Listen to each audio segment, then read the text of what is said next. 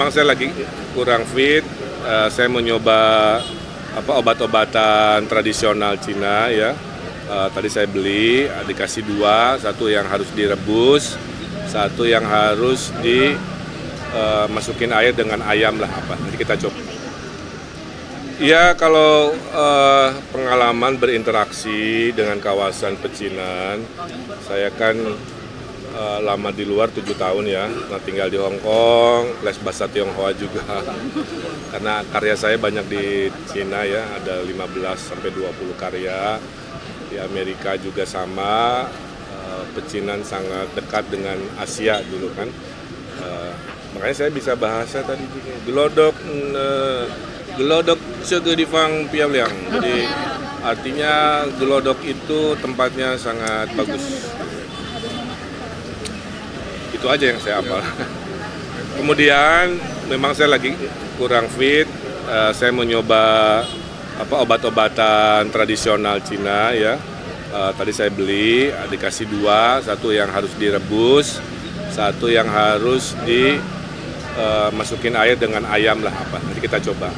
Waktu saya COVID, saya juga makan obat tradisional Tiongkok ya, namanya Linhua ya, Linhua. Makanya waktu di Jawa Barat saya pakai itu terus tiap hari. Semua kena COVID, istri, wakil gubernur, pangdam, kapolda, kecuali gubernur Jawa Barat enggak. Jadi alhamdulillah. Nah, di belakang kita ada karya yang diresmikan Pak Anies ya. Saya kira ini sangat bagus karena Jakarta kan adalah Indonesia. Indonesia adalah keberagaman. Sehingga yang bagus-bagus seperti yang dibangun Pak Anies tentunya kita apresiasi. Cuman curhatannya kan ingin di 5 tahun ke depan kawasan Gelodok ini benar-benar jadi destinasi wisata. Kalau destinasi wisata kan ukurannya ada berapa turis yang datang ke sini. Nah itu harusnya jumlahnya berlipat-lipat. Sehingga nanti kalau terpilih kita akan upgrade agar betul-betul orang ke sini itu betah berlama-lama, buang uang untuk belanja, spendingnya untuk makan dan lain sebagainya. Sehingga terasa ekonominya itu oleh wisata yang berbasis dengan keberagaman. Tadi juga saya sampaikan kita kan ada Car Free Night. Nah salah satu tema Car Free Night itu nanti budaya-budaya Jakarta dipertontonkan, digilirkan kan untuk menunjukkan bahwa Jakarta memang pusat dari seluruh golongan etnisitas dan keberagaman. Curhatan dari para tokoh-tokoh di sini, satu pengen ada opera untuk kesenian, ternyata belum ada. Kedua, ada wilayah-wilayah bisnis yang ternyata infrastrukturnya masih belum baik. Ketiga, golongan anak cucunya itu tinggalnya nggak di sini, ya Pak, karena mahal. Sehingga akhirnya mereka jauh di pinggiran kota Jakarta yang jumlahnya 3 juta orang itu. Maka yang saya bilang solusinya adalah seperti ini. Kalau ada tanah-tanah pasar itu jangan selantai, ya minimal lebih tinggi lagi ada apartemen harusnya, ini kan mahal lahannya kan. Sehingga bawahnya dagang, atasnya hunian. Di Jakarta ada 140-an, jadi harusnya dalam 5 tahun supply hunian untuk generasi milenial Gen Z bisa kita hadirkan, sehingga mimpi mereka tinggal di Jakarta tuh bisa. Nah itu curhatan dari golongan Tionghoa yang milenial tadi. Saya kira itu perbincangannya ya kurang lebih. Alhamdulillah. Dan tadi menyampaikan secara informal, para tokoh-tokoh Tionghoa ini mendukung ya Pak? Iya Pak. Mendukung pasangan Ridho. Alhamdulillah melengkapi kan, dulu ada deklarasi di Kemayoran yang 22 etnisitas kan, dan lain-lain. Nah itulah semangatnya. Dan saya sampaikan, tugas pemimpin itu hanya dua, memberikan rasa aman dan nyaman, dua, membawa perubahan. Jadi nanti menilai saya, Pak Sus tuh dua itu aja. Kehadirannya, kebijakannya, membawa rasa aman dan nyaman tidak, khususnya minoritas misalkan ya. Kedua, perubahannya apa, inovasinya apa. Saya kira itu. Sedikit dong.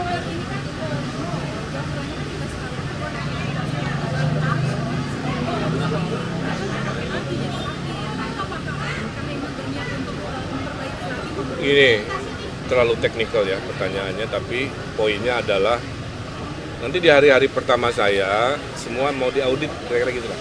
Kalau hasil auditnya tadi dinyatakan perlebaran mal dipakai parkir, jangan-jangan nggak ada solusi. Padahal sekarang kan parkir ada teknologi ya, yang pakai mekanis itulah, lahannya dikit tapi mekanis. Jadi nanti kita sampai ke sana. Kang Emil, debat kedua kan temanya menarik kan, ekonomi kesejahteraan sosial. Sedikit dong Kang tentang temanya gimana Kang?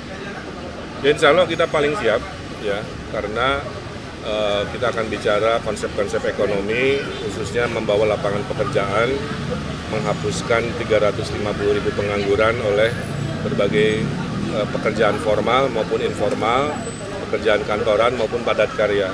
Di dalam anggaran 1 miliar RW 5 tahun itu di dalamnya terkandung untuk upah, mengerjakan perbaikan kekumuhan, kebersihan. Jadi sebenarnya banyak sekali lapangan pekerjaan yang akan kita hadirkan.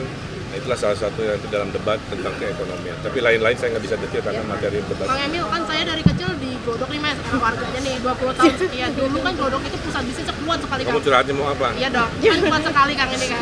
Sekarang kan dulu kan kayaknya sering nih ngelihat membangun China dalam tanda kutip. Mungkin ketika Kang Emil kesini ngelihat pusat perdagangan sini, apa sih Kang yang kurang sebenarnya dan bisa ditingkatkan lagi? Terlalu panas, kurang pohon. Saya udah janji tadi ya Pak, kita banyakin pohon. Jangan membayangkan kota harus sekeras gedung doang gitu ya, enggak. Dan pohon itu enggak harus berakar ke tanah, saya bilang tadi. Tanam pohonnya itu nanti pakai pot raksasa aja, tapi ada spesies nanti yang pohonnya itu meneduhkan. Itu mah cepet 6 bulan, 8 bulan di Glodok itu ada pohon. Lebih adem ya Kang? Iya, jadi tadi bahwa citra Jakarta panas bisa kita perbaiki, khususnya Glodok yang image-nya bangunan doang, kita nanti gabungkan dengan pepohonan ke hijau-hijauan. Satu itu. Kedua, promosi wisatanya. Masih banyak orang yang belum tahu kalau ke sini selain belanja ngapain. Padahal tadi di petanya mana ya lupa. Itu ada Bangunan bersejarah. Iya, bangunan bersejarah banyak banget, keren banget kan. Bisa dipakai syuting, promosi, sehingga harapannya adalah pengunjung rame lagi. Kalau itu tidak dilakukan ya nanti terlalu sepi. Bakal dijadikan ya teman-teman ya. Bakal dijadikan pusat bisnis lagi kan. Sini kan udah banyak tuh toko-tokonya segala macam. Oh iya, cuman kan harus spesifik nanti. Kan kita mau kota global. Kalau kota global ini harus, maaf ya, pembelinya nggak hanya orang lokal. Harusnya dari ASEAN datang. Terakhir. Pak Riza Patria, Ketua Tim Kampanye Kang RK kan diangkat jadi Wamendes dan saat ini beliau juga cuti. Apakah ini akan mengganggu ritme Kang Emil dalam berkampanye dan mengganggu tim untuk kedepannya? Karena kan ini sebentar lagi ya, masa kampanye hanya 30 hari kan?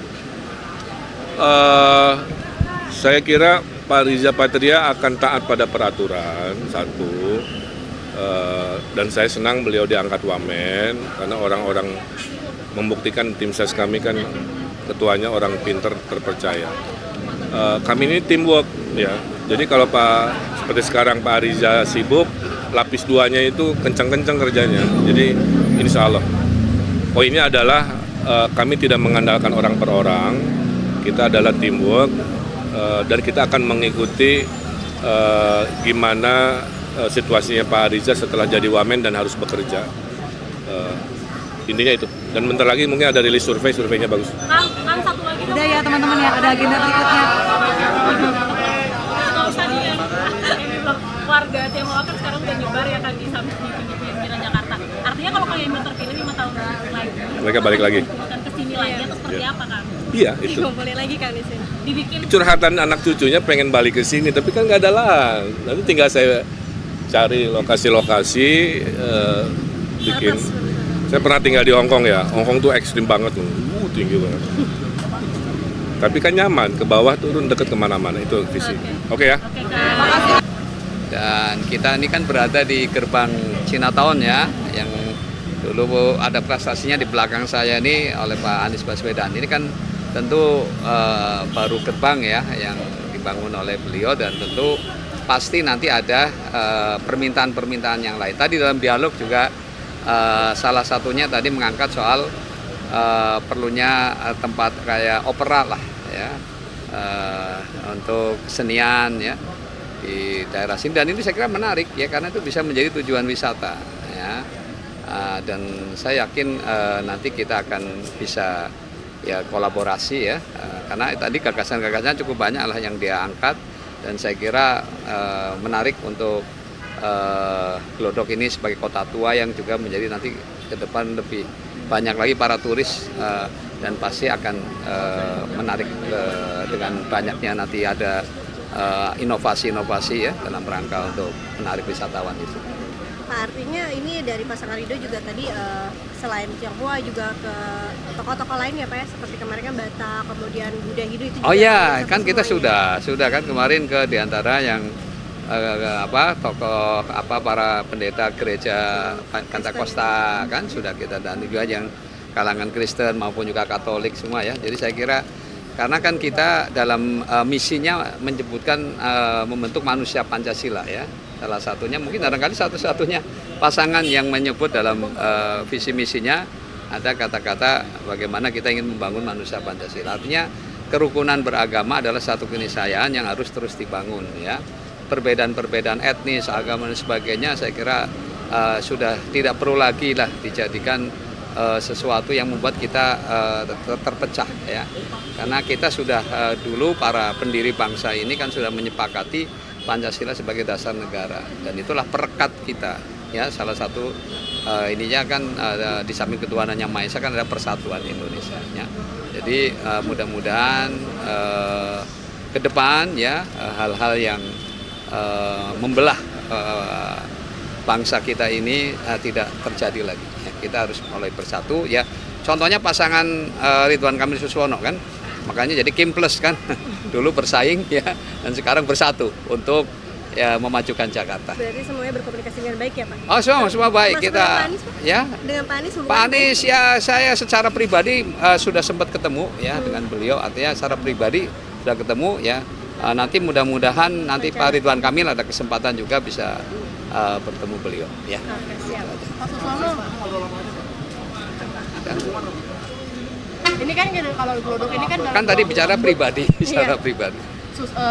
Dalam 20 tahun terakhir kan Glodok itu sering direvitalisasi apa, cuman kayaknya kalau sekarang kita lihat udah mulai berkurang nih kemampuan niaganya. Ada itu nggak sih Pak? Ada pas tadi diskusi ada disebutkan nggak sih kenapa masalahnya, atau mungkin harapannya dari pihak usaha seperti apa? Tadi sih yang banyak dikeluhkan lebih banyak karena ini problem pembangunan MRT ya. Nah, jadi ini kelihatannya kan membutuhkan waktu yang cukup lama. Ya, ini banyak yang kemudian terdampak. Nah, itu aja sih yang dia keluhkan. Ya, kita sih mudah-mudahan bisa lebih cepat ya. Karena kemarin kalau nggak salah Wapres yang baru ini kan mengatakan akan diselesaikan, nggak tahu yang di sini atau yang di sana, yang di Rawamangun ya. Yang di Monas ya? Di Monas lah kemarin. Oh Yang iya. di Monas. Iya, yang katanya akan diselesaikan di 2026. Yang di Monas Pak? Yang di Monas Pak. Di situ ya? Oh iya, iya. Ya, intinya kita kalau bisa misalnya memang dananya ada ya, menurut saya dipercepat lebih bagus. Karena dampak ekonominya ya kita bisa merasakan lah bagaimana dia harus terdampak dengan pembangunan ini. Kalau misalkan belum selesai gitu Pak, misalkan sampai 2030 kita katakanlah, ini dari pelaku usaha ada minta relokasi tempat usaha atau seperti apa? Saya kira tidak ada usulan seperti itu, hanya lebih pada percepatan aja.